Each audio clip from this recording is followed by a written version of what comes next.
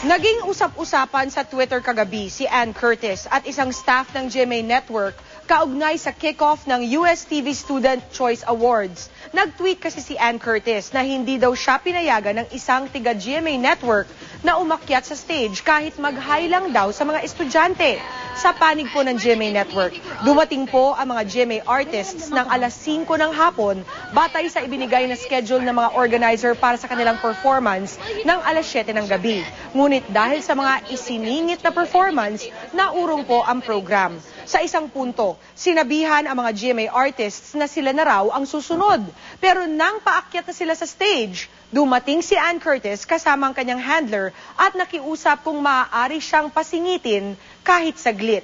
Ngunit hindi po pumayag ang GMA representative doon dahil 3 oras na naghihintay ang mga GMA artists at meron din silang sari-sariling mga schedule. Ang sa GMA lang po, sinusunod lamang namin ang program sequence na itinakda ng organizers. Sigurado po kami na merong valid reason si Ann Curtis kung bakit niya gusto agad makaakyat ng stage. Ngunit meron din pong schedule ang aming mga artist na nade-delay na nga bago pa man ang request ni Ann. Umaasa po kaming magbibigay linaw ang organizer para hindi na po lumaki ang issue. Sa tweet ni Ann kanina, sinabi niyang hindi raw siya galit sa GMA Network o mga artista nito.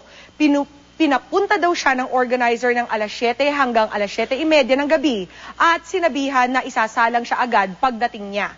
Dumating daw siya ng 7:10 p.m.